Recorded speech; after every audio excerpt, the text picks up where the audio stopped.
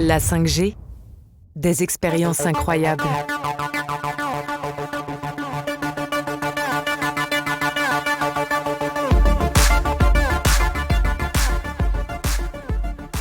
Voici un podcast à l'occasion de l'événement 5G Industrie 4.0 organisé par la Direction Générale des Entreprises, la DGE, qui a réuni les acteurs industriels, publics et privés afin de présenter les projets 5G en cours de déploiement.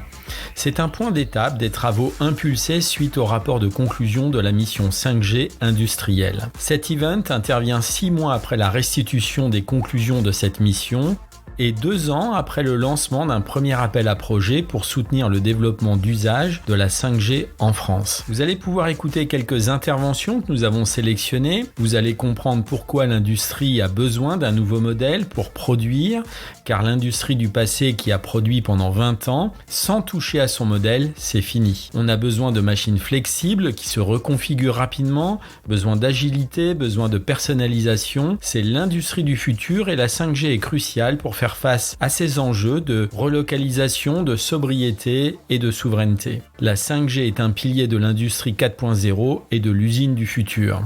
Vous allez écouter dans l'ordre Nicolas Guérin, président du comité stratégique de filière infrastructure numérique, Hervé de Maillard, président de MGA Technologies, Georges Karam, CEO de Sequans, Sébastien Meunier, vice-président des relations institutionnelles ABB France, et Philippe Herbert, qui est le président de la mission 5G industrielle. Vous allez voir à travers ces 5 témoignages, vous allez avoir une bonne vision de ce que la 5G va apporter à cette industrie 4.0, c'est-à-dire l'usine du futur. Vous êtes prêts pour écouter ce podcast ? C'est parti.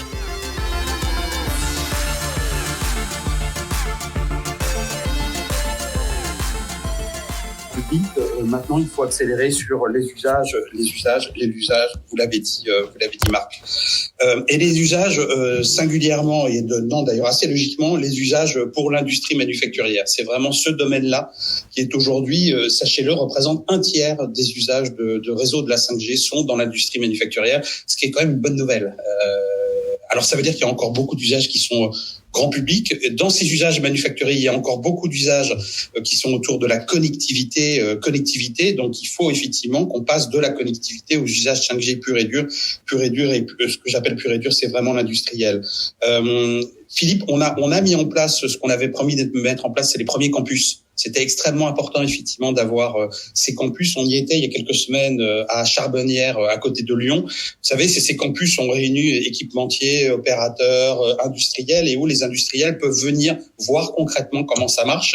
Et les démonstrations se font par des startups ou des sociétés plus établies qui montrent comment elles utilisent la 5G au quotidien. Donc, on le montre via ces campus et au travers de ces campus, d'ailleurs, on met aussi à disposition, évidemment, des outils qui leur permettent de tester. Donc les réseaux sont là, les outils de généralisation, de passage à l'échelle de la 5G sont là. Maintenant, il faut rendre ça de plus en plus concret. Alors, on s'y était engagé, cher Philippe, au travers du CSF Infrastructure Numérique, à respecter cette feuille de route. Et donc, on a mis en place un groupe de travail dédié à la 5G industrielle.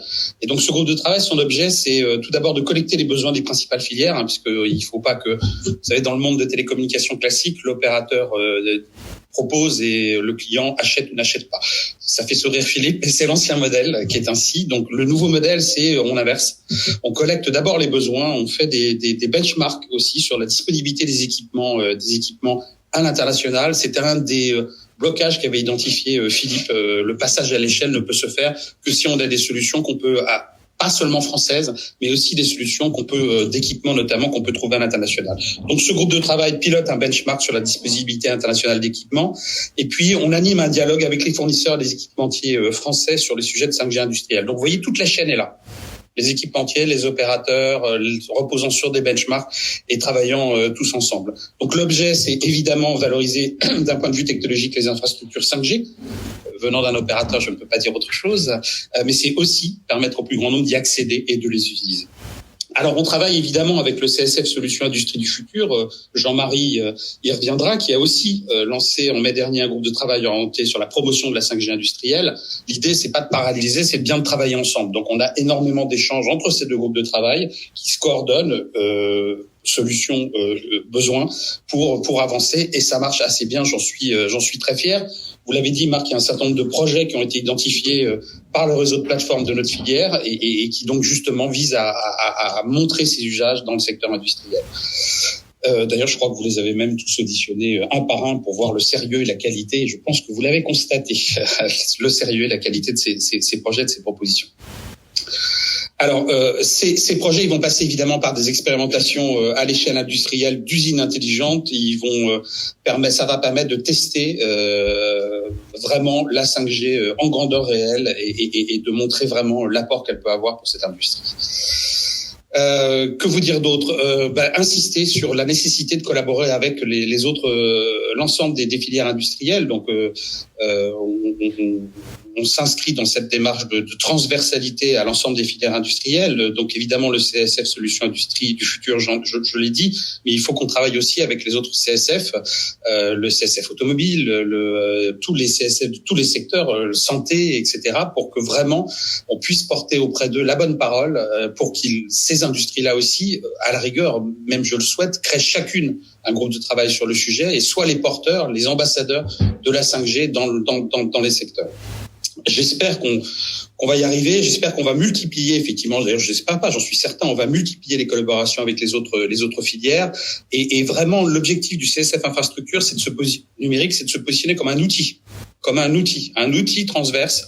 À la rigueur, je souhaiterais même qu'on parle plus du CSF Infrastructure numérique comme étant séparé, mais qu'il soit une composante de tous les autres CSF et qu'il aide tous les CSF.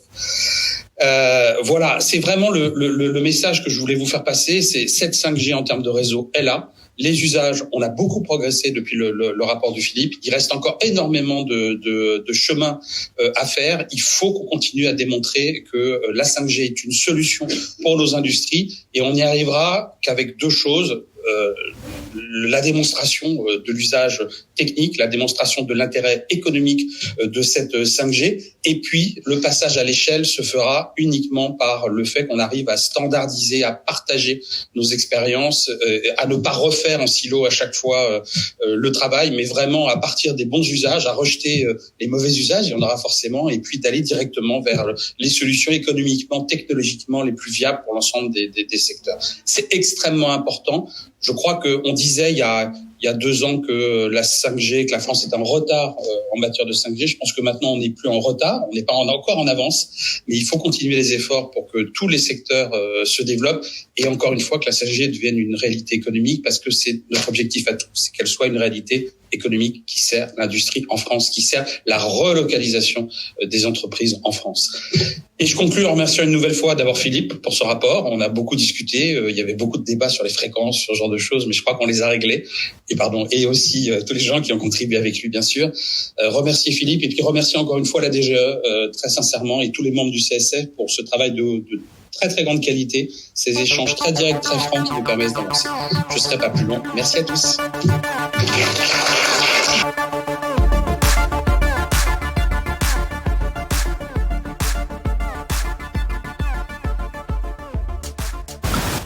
Bonjour à tous. J'ai bien compté, je crois que je suis la seule PME dans tout le panel de ce matin. Donc on a une PME innovante implantée à côté de Lyon. Je dirais, en fait la 5G pour moi, et c'est un peu la phrase de Philippe Herbert, c'est le système nerveux du 4.0. Et clairement c'est ça, c'est son système nerveux.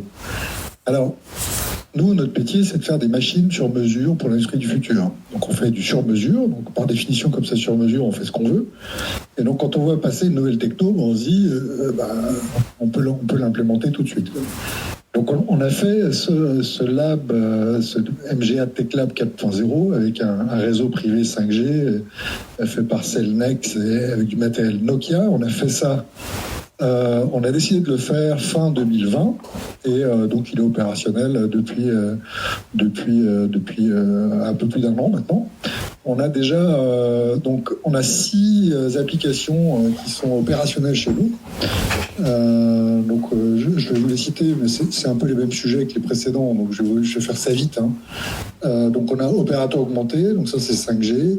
Alors on en a un qui est 4.9 plutôt, parce que c'est pas complètement, il tourne pas en 5G. C'est la notion de travailleur isolé et l'importance de finalement garantir la sécurité de cet opérateur. Ensuite, on a une caméra de vidéo. Après, je vous explique pourquoi je l'ai fait. Je dis juste ce que j'ai fait et après j'ai dit pourquoi. Je n'ai pas perdu le fil de la question.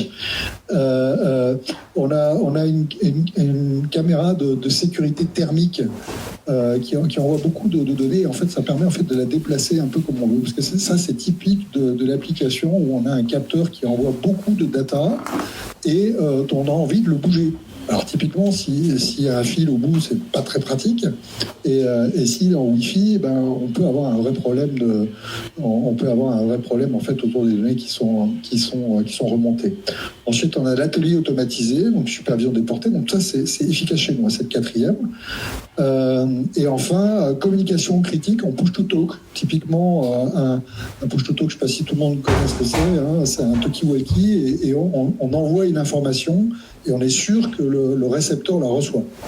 Donc ça, c'est très important en matière de sécurité, notamment en cas d'accident.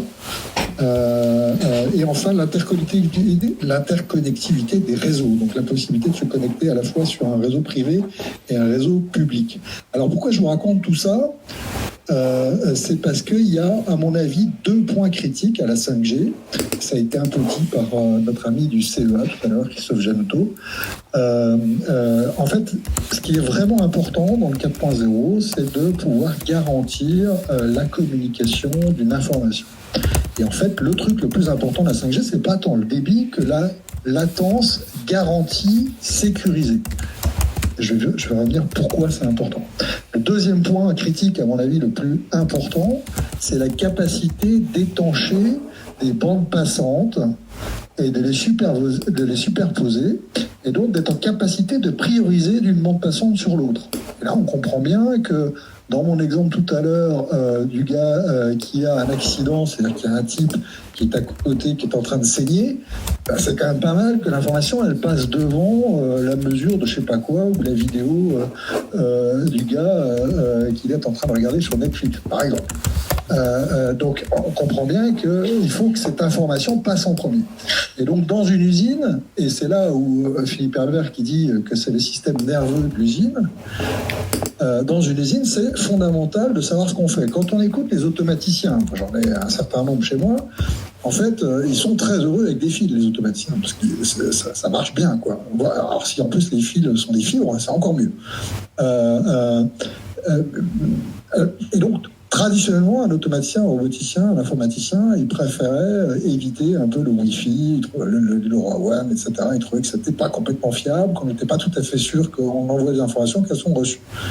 Alors là, justement, la 5G, c'est pas juste un plus 1 par rapport à 4G, c'est en fait un changement complet de paradigme. C'est-à-dire qu'on garantit l'envoi et la réception de l'information et on est capable d'organiser de façon virtuelle et programmée toutes les bandes passantes qu'on veut. Et on se fout à partir de là de où sont les données, si elles sont dans un cloud, si elles sont sur un serveur ou dans un data center, on s'en fout complètement. Tout ça c'est programmé et on le gère et on gère les priorités. Et donc nous, ce qu'on a fait dans ce MGA 4.0, c'est démontrer ces usages, montrer le chemin à nos clients, parce qu'il y a effectivement un sujet d'offre. Alors, on a parlé beaucoup d'AGV ce matin, alors en fait c'est plutôt des AMR, parce que l'AGV c'est un robot guidé, l'AMR c'est un robot intelligent. Donc les AMR, typiquement, c'est un vrai sujet, mais à ma connaissance, il n'y a pas énormément d'AMR déployés pour de vrai en 5G. Je crois même qu'il n'y en a pas du tout. Et bon, ça c'est... En tout cas, je ne les connais pas tous, donc je ne peux pas juste l'affirmer. Mais par contre, moi, je suis en train de travailler dessus, typiquement. Je suis en train de le faire. Et donc voilà. Bref, toutes ces technologies mécatroniques et digitales qui sont aujourd'hui disponibles ont besoin de flux de données et donc ces machines intelligentes ont besoin de la 5G, c'est absolument indispensable. Et puis, pour finir, il y a un sujet durabilité. On a parlé beaucoup de la 5G, est-ce que c'est bon ou pas pour la planète? Alors moi, je suis radical là-dessus. La 5G est indispensable pour la planète. Pourquoi? Parce que pour mesurer ces consommations en ressources, que ce soit de l'énergie, de l'eau, etc., il faut des capteurs. Et les capteurs, il n'y a pas 50 méthodes. Soit il y a un fil au bout, soit ils sont sans fil. Et à partir du moment où on déploie beaucoup de capteurs pour savoir où on en est, pour pouvoir s'améliorer et prendre un certain nombre de décisions, le plus de capteurs on déploie, le plus on a besoin de 5G parce que du coup, rebelote, on sait ce qu'on fait, on est capable de garantir la communication avec ces capteurs, on peut les mettre sur un AMR, éventuellement, si le capteur est cher, si on parle d'un compteur de particules, par exemple, dans une salle blanche, un compteur de particules, ça coûte quand même un peu un œil. On le met sur un robot.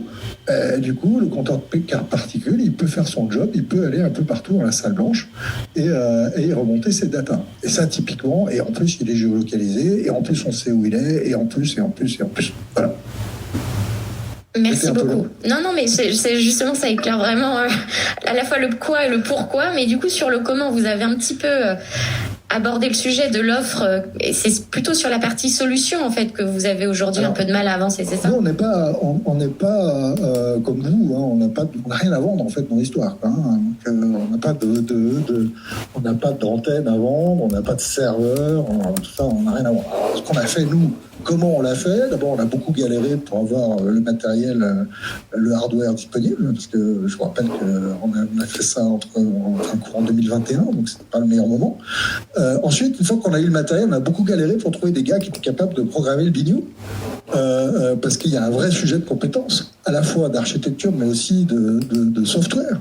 On a beaucoup galéré avec ça. Bon, on a fini par s'en sortir. Et en fait, donc voilà. Donc le comment. Alors, on a eu aussi des questions qui ont été dites. Est-ce qu'on va pas tous frire comme des saucisses sur le barbecue sous l'antenne, etc. Donc voilà, c'est comme ça que ça se passe dans la vraie vie, dans les ateliers. Donc oui, on a galéré un peu avec tout ça.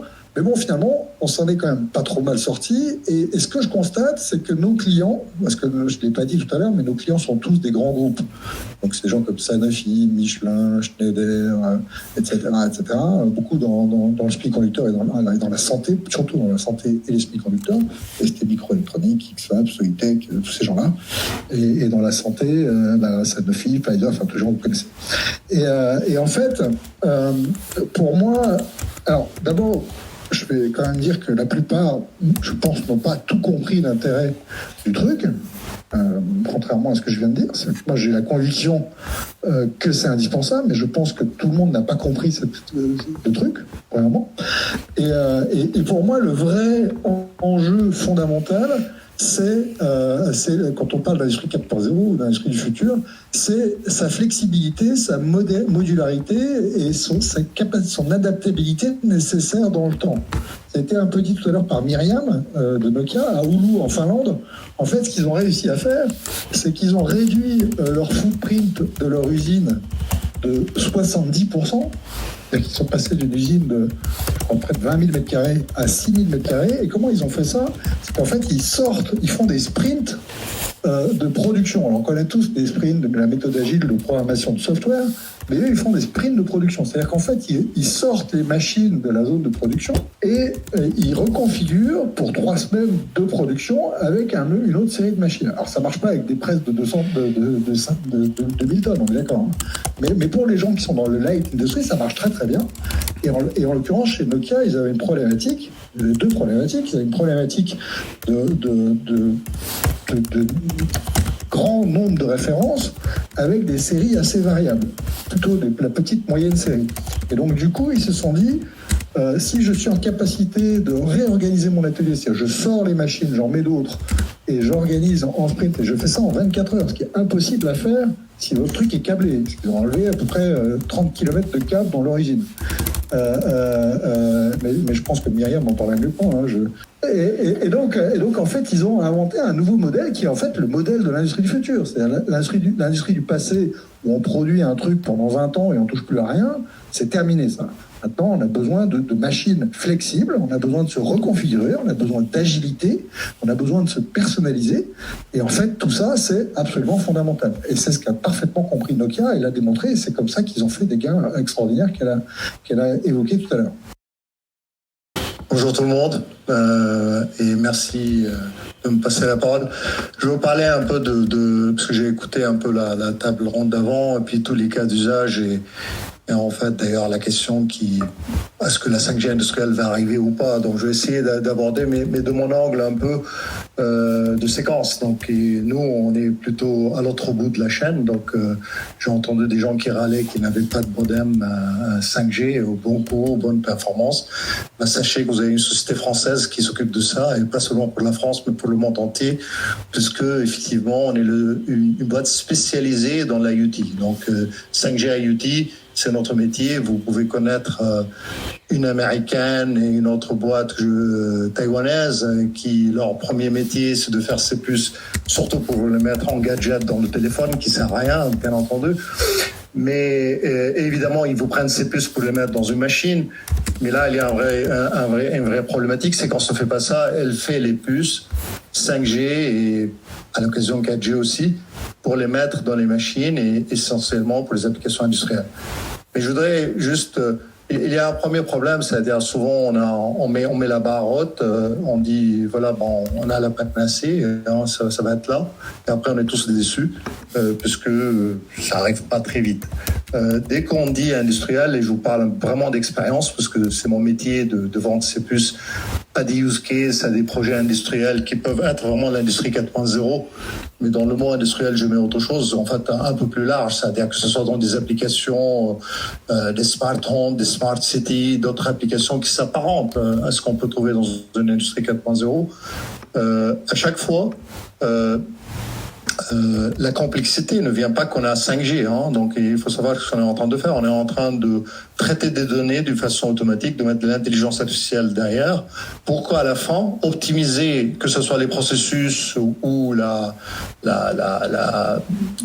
essentiellement le business model, parfois même le modèle de business que vous avez, pour que tout ça soit mieux fait, plus performant, je dirais qu'il apporte plus de gains à l'entreprise qui opère ce processus. Et on fait ça, je dirais, tous les éléments, parce qu'on parlait de est-ce que ça consomme plus d'énergie ou pas, donc on perd toujours le repère. Il faut savoir que si on veut faire la même chose autrement, qu'est-ce que ça nous coûterait sans la 5G? Et donc la 5G, c'est ce qu'elle apporte. Elle apporte cette connectivité avec les aspects sécurité, avec les aspects disponibilité, avec tous les aspects de gérer d'une façon critique, en fait, d'être la latence, etc., tout ce qui a été parlé, pour qu'on puisse implémenter ce processus. Et en fait, quand vous regardez un peu côté terminal, parce qu'en fait, cette complexité que les choses arrivent vient du fait que les projets sont complexes. C'est quoi le use case? Parce qu'il faut faire de bout en bout, donc aller gérer les choses d'un cloud, d'un service, d'une application que vous avez décidé, jusqu'à implémenter l'infrastructure, jusqu'à le terminal et de trouver la technologie qui permet de vous connecter côté capteur et côté terminal. Alors, la question, effectivement, c'est de réadresser quels sont les enjeux pour la France. Alors, je vais essayer de vous le décomposer en trois. Encore une fois, vu du point de vue d'un groupe international. Alors nous, on est 105 000 dans le monde, mais on n'est que 1 200 en France. Et par contre, on est très présent en Europe. Donc, la première chose, c'est de s'assurer, et je fais allusion aussi évidemment à France 2030, que on sera capable en France de déployer à bonne vitesse des technologies existantes. Parce qu'on a vu qu'on partait pas du tout à zéro, il y avait déjà beaucoup de choses qui existaient. Alors, je fais référence notamment à les fameuses technologies suédoises que nous développons ensemble. Le taux de robotisation en France, on le sait, il est en retard. Cela étant, ça prouve rien sur la suite. C'est-à-dire que je reviens sur mes AGV ou AMR. C'est pas parce que globalement on a un retard structurel sur la robotisation que on est obligé de faire les étapes une par une et puis finalement on fera la 5G avec des AMR que dans 10 ans, pas du tout. On peut commencer maintenant. Donc ça c'est un enjeu de déploiement et le déploiement sur des technologies de l'industrie du futur, à commencer par les robots qui ne doivent pas être regardés que comme du capacitaire. Ça comporte aussi de l'innovation. Pourquoi ? Parce que c'est le bras armé, justement, de nouvelles façons de faire. Donc c'est pas juste une pièce détachée, c'est un élément substantiel d'un processus plus global. Et la deuxième chose, c'est par rapport à tout ce qui reste à développer, qui n'a pas encore été spécifié. Alors, ça peut être de l'intelligence artificielle, ça peut être une machine sur mesure, ça peut être de la R&D pure, etc. Là, l'enjeu, c'est de le localiser en France, bien sûr, parce que ça n'a pas été encore inventé. Donc autant le faire en France. Et là, c'est une vraie chance pour nos startups, nos PME, nos ETI, de pouvoir le localiser en France. C'est l'opportunité aussi pour des grands groupes industriels de mettre leur centre de R&D, de fabrication en France. Donc ça, c'est le premier point. Et puis le deuxième enjeu, c'est effectivement alors qui sont un peu plus exogènes, je dirais, par rapport à un groupe comme ABB, c'est d'être sûr qu'il y ait bien une offre 5G qui soit compatible, disponible de bout en bout, parce qu'encore une fois, c'est le bras armé d'un processus complet. Et puis le troisième enjeu qui va avec ça, c'est que ça doit se faire de notre point de vue en écosystème. C'est-à-dire, la question, c'est pas d'avoir un ou deux champions qui vont déployer ça tout seuls. C'est plutôt comment on le fait ensemble. Et c'est un peu aussi l'illustration, je pense, des travaux qu'on mène entre les deux CSF. C'est en rassemblant les diverses compétences de la chaîne de valeur, donc dans un écosystème complet, qu'on pourra faire en sorte que la France, non seulement rattrape son retard en automatisation, robotisation, mais voire prenne de l'avance sur un morceau qui est boosté à la 5G.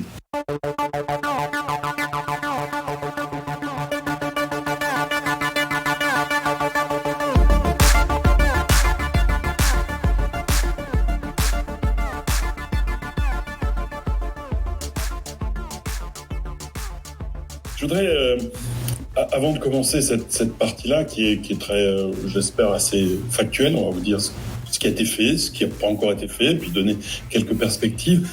Je voudrais quand même revenir sur les enjeux, parce que il y a des choses qui ont un peu évolué sur les six derniers mois. En tout cas, en ce qui me concerne, et on en parlait au sein du groupe de travail, il y a des sujets qui se sont cristallisés. Donc pour moi, je rappelle que la 5G industrielle présente une excellente opportunité pour la France d'accélérer les multiples transformations de l'industrie, ainsi que sa renaissance, et ce lien est de plus en plus patent. C'est la partie industrialisation, réindustrialisation, renaissance. Pourquoi ? En effet, les transformations en cours pour l'industrie sont nombreuses. Vous les connaissez. Tout d'abord, sa transformation organisationnelle et numérique, c'est-à-dire la digitalisation des processus et l'utilisation intelligente des données. En résumé, l'industrie 4.0. On a eu beaucoup d'exemples et je m'en réjouis de cette partie-là, y compris Niels à l'instant. Mais à cela s'ajoute dorénavant sa transformation environnementale.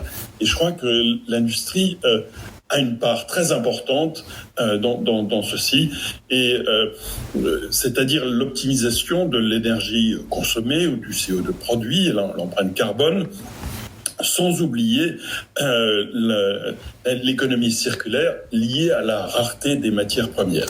Et je crois que ces dernières transformations sont dorénavant regroupées sous le vocable Industrie 5.0. Elles permettront d'inscrire l'industrie dans la durabilité. Et je crois que c'est important. Alors, peut-être que c'est en avance, mais j'espère que l'une des prochaines fois on se verra, ça sera Industrie 5.0.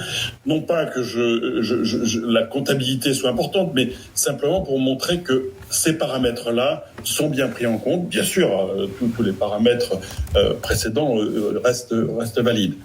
Et la mise en œuvre de la 5G industrielle favorise la conduite de toutes ces transformations.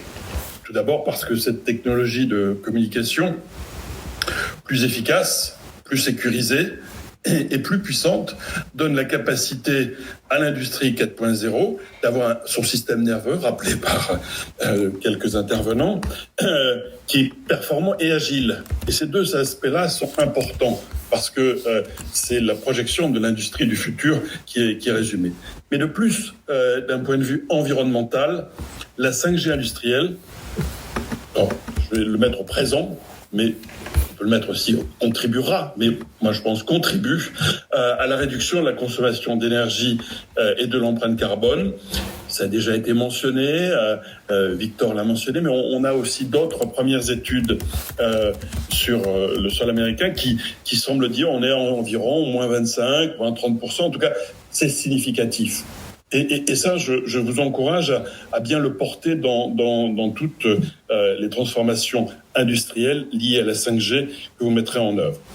La 5G industrielle propose également de nouvelles pistes pour consolider l'approche circulaire de l'industrie, son traçage et suivi des processus, rappelé par également quelques intervenants.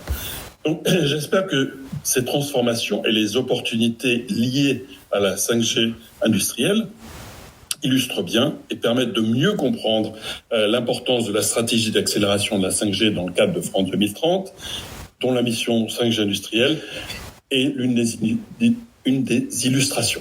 Et donc, j'espère qu'avec ça, on a bien l'ensemble du spectre des sujets que l'on va aborder, puis on va revenir cette fois-ci sur la mission et on va revenir sur un certain nombre de constats qui ont été faits. Et des actions surtout qui avaient été engagées. Alors, non, on va passer d'abord. Le retour, pour simplement situer pour les quelques personnes qui n'auraient pas l'objectif, c'était formuler des recommandations opérationnelles, des actions, et ça, c'était important d'être très concret. On a démarré en octobre, effectivement, rappelé par Jean-Marie il y a 1 an. Je trouve que ça se sont bien accélérés. En tout cas, ce que vous avez montré ce matin va dans le sens de l'accélération qui était voulue. Et les principales conclusions, c'était mettre en avant un certain nombre de freins, 7 a priori, au développement de la 5G, et puis surtout des plans d'action. Il y avait 18 plans d'action, et on va essayer de revoir ça ensemble pour se mesurer. Je rappelle que ce que l'on avait indiqué reste valide. Le marché de la 5G industrielle, ça sera mature plutôt. La maturité commencera fin 2023 et on sera plutôt dans une maturité en 2024-2025. Et donc, c'est le moment de démarrer, comme ça a été mentionné par un certain nombre d'industriels. Il faut démarrer parce qu'il y a un certain nombre de contraintes. Il y a une courbe d'apprentissage et puis aussi une montée en compétences. Mais si on suit bien un certain nombre des chemins qui ont été proposés, je crois que on va aller de plus en plus vite. Alors, dans la mise en œuvre des recommandations, on va passer en revue. Alors j'ai essayé, et vous pouvez pas être toujours d'accord, mais j'ai essayé de donner un petit code couleur sur où en sommes-nous. Mais globalement, j'ai l'impression, et en discutant la semaine dernière avec le groupe de travail, on était sur le même constat, que sur une échelle de 0 à 100, on est à peu près au tiers de ce qu'on en voulait. Mais l'ensemble des actions a été engagé. Ça, c'est important parce que on était bien sûr convaincus de la nécessité de toutes ces recommandations, mais derrière, est-ce que les plans d'action suivraient ? Ça dépendait de l'ARCEP, ça dépendait du gouvernement, ça dépendait d'un certain nombre d'acteurs qui ont joué le jeu, mais aussi ça dépendait de vous en tant qu'industriel. Et on voit que les choses ont bougé. Alors le premier point qui était mentionné par beaucoup d'industriels, on va le reprendre en tant que faciliter et élargir l'accès à des fréquences dédiées au réseau 5G privé pour les industriels afin de créer un appel d'air pour les projets industriels.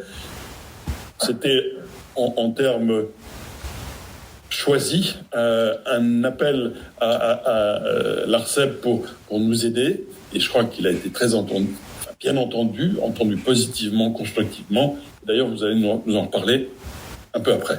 En tout cas, merci beaucoup. Et même si le mettre au vert est un petit peu optimiste. En tout cas, les accès sont là, il faut l'utiliser. L'appel d'air, il est en train de se mettre en place. Et je crois que tout est dans vos mains pour utiliser ce qui est accessible et également prendre en compte les nouvelles conditions et les nouveaux accès. Le deuxième point qui est le point qui était remonté très fortement et qui a été illustré énormément ce matin, et j'en suis fort heureux, c'était accompagner et accélérer le partage des cas d'usage de la 5G industrielle. Alors là, je me suis permis de mettre un vert et un orange. Pourquoi ? Le vert, c'est un certain nombre de sociétés qui ont démarré. C'est tous les gens qui ont témoigné ce matin. La seule chose, c'est que c'est encore tout petit. Dans la catégorisation, il y avait, si vous avez lu le rapport, il y avait les attentistes, que l'on espère devenir de plus en plus informés, les gens qui nous suivent aujourd'hui, les informés, les gens qui disent c'est pas mal, ça va être intéressant, mais on va attendre que... Et puis il y avait les activistes. Et les activistes, ce matin, ils ont parlé, et ils sont en train de devenir les productivistes, au sens qu'ils vont passer en production. Alors, ce point-là sera pour moi vert quand il y aura, j'espère, d'ici 6 mois, au moins une demi-douzaine, voire une dizaine de sites en production en France qui pourront donner du retour aux gens qui sont prêts à le faire ou qui sont en train de le faire, et qu'on pourra mettre en œuvre ce cercle vertueux j'ai appris, je partage, et tout le monde à ce moment-là en profitera. Ça, c'est le vert orange. Il y a le vert sur... on avait parlé des campus Fab Lab 5G industriels, et alors, je ne sais pas si vous avez saisi un petit peu toute l'ampleur de ce que fait Niels, par exemple, en Allemagne, mais c'est un peu cette idée, c'est d'avoir un endroit où on a à la fois, comme ça a été dit, les industriels, les opérateurs, les experts, et on travaille sur les cas d'usage, sur le réel. Et ce dont nous a parlé Niels, c'était le copo, le copo industriel. Voilà. Bon, c'est quand on arrive à ce niveau-là, je pense que pour un industriel, on est dans le concret et on se dit, on est prêt à avancer, on donne ces problématiques et on a les réponses.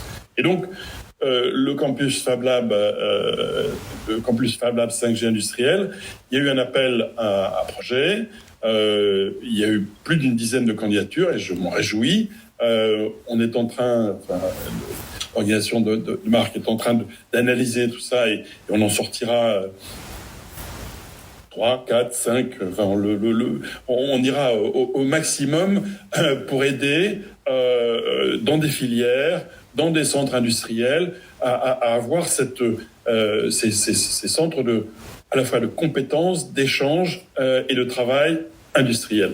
Donc voilà, on en est sur ce deuxième point, et j'espère que vous suivez ça avec beaucoup d'attention, parce que c'est un des nœuds, c'est faire en sorte qu'on donne envie. Il y avait également un appel franco-allemand qui a été d'appel à projet franco-allemand qui avait été fait à l'occasion de la sortie du rapport, en tout cas qui a accompagné. Bon, même chose, il y a eu cette fois-ci beaucoup de candidats très intéressants avec des applications industrielles. On ne peut pas en parler aujourd'hui, mais ça sortira dans les mois qui viennent, au plus tard tout début de l'année prochaine. Et de nouveau, voilà, c'est vert parce que ça bouge, c'est orange parce qu'on n'a pas encore l'implémentation, mais ça vient.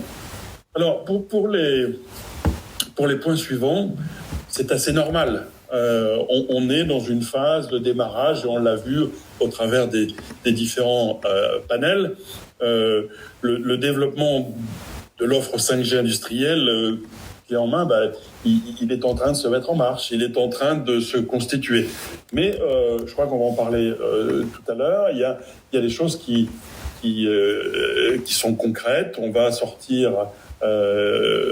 des catalogues d'offres, on va mettre en avant justement cela, et puis on va stimuler cette partie-là. Je crois que ça a été dit également par quelques industriels. Bon, tout n'existe pas, mais si on motive les gens, ils voient bien qu'il y a un marché qui se dessine. Il vaut mieux être dans les premiers à le faire, parce que vous prenez des prises de marché, et puis vous prenez un peu la mesure de ce qu'on peut faire. Et donc là, j'encourage encore plus à participer à ce catalogue d'offres 5G industrielles. Alors le quatrième point, on est dans replacer la 5G industrielle dans le paysage Industrie 4.0. C'était un peu ce que l'on a vu. On a vu que la partie communication, information, c'est bien déployé. En tout cas, c'est déployé. Un certain nombre d'industriels qui veulent passer de catégorie informée à activiste, et je crois que ça c'est important, mais il faut continuer parce que sur l'ensemble de l'écosystème, on a besoin de beaucoup plus de gens qui participent. On a aussi un manque, je dois le reconnaître, n'est pas encore allé assez loin. Alors c'est sans doute le point 3 et le point 4 ensemble, dans le nombre de PME, start-up industrielles innovantes qui centrent leur business sur la 5G. Moi, j'en ai repéré quelques-unes. Alors, j'espère qu'il y en aura d'autres et que, au fur et à mesure, si on se revoit dans 6 mois, ce que j'espère, il y en aura encore plus. Firecell, qui fait des réseaux. Il y a LabLabi qui aide à la programmation. Puis Oraxio sur le service. Je me permets de les mentionner parce qu'il n'y en a pas beaucoup. J'espère que bientôt, on n'aura plus le temps. Et puis, il faut développer une offre de formation parce que le point suivant, qui est le point 5, ça va être le goulot d'étranglement, je pense. Si tout le monde se met à faire la 5G, il faudra beaucoup de compétences et on n'en a pas beaucoup disponibles, et les cursus sont simplement en marche. Après, on veut apporter des réponses concrètes à l'écosystème sur les impacts sanitaires et environnementaux. Ça a été fait. C'est à mon avis pas fini, mais on a bien vu que dans l'implémentation, c'est un élément important. Et puis je finirai par justement le dernier point, c'est la visibilité et l'accompagnement des acteurs français et européens dans la chaîne de valeur de la 5G industrielle. De nouveau, ça avance, mais on pourrait aller encore plus. Donc cet élément, ces 7 éléments me font dire que voilà, on est en chemin, on accélère. J'espère que la prochaine fois, nous verrons, donc il y aura plus de gens en production, il y aura encore plus d'offreurs, et puis la formation, les compétences seront sur le bon chemin critique. Dans la mise en œuvre des recommandations, je voudrais quand même citer quelques exemples parce que il y a des gens qui nous ont accompagnés de manière forte, notamment la Banque des Territoires qui s'est mobilisée dès le printemps 2022 sur tout le territoire pour justement soutenir les campus Fab Lab 5G industriels, et ça c'est important que des grandes entités comme la Banque des Territoires s'engage à nos côtés. Le deuxième exemple que je souhaiterais mettre en avant ce matin, c'est les opérateurs. Si au début ils ont vu la mission comme peut-être un poil à gratter de plus, aujourd'hui ils ont vu que non, on était ensemble et que c'était une opportunité, que cette opportunité elle était très importante pour eux. Et je dois à ce sujet saluer Orange qui a mis en place, un peu en avance de phase d'ailleurs, chez lui dans le lab à Charbonnières, un réseau. On va vers ce campus Fab Lab 5G et vous avez demandé l'appel et je vous en remercie. On a aussi d'autres opérateurs comme Bouygues qui se sont motivés, et je crois que ça c'est une bonne nouvelle pour l'écosystème. Et puis un dernier point, parce qu'on a parlé des compétences. Et il faudrait encore plus, il faudrait aller plus loin pour avoir plus de parcours adaptés et plus d'offres de formation. Mais je dois mentionner l'Institut Mines Télécom qui a vraiment travaillé sur la création d'offres de formation. Et je pense que même si c'est un temps long, la formation, on pourra voir les premiers effets dès 2023. Voilà. Alors, au-delà de ces exemples, et je pourrais en donner beaucoup d'autres, mais on va accélérer absolument. Dans la partie des recommandations, il reste un certain nombre de choses et je voudrais simplement mentionner donc dans les étapes à venir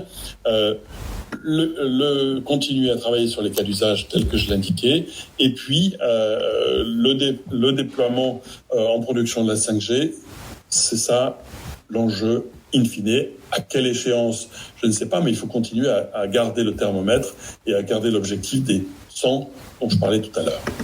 Voilà. J'ai essayé de vous donner un petit peu un bilan des actions et puis une perspective et puis quelques objectifs à moyen et long terme.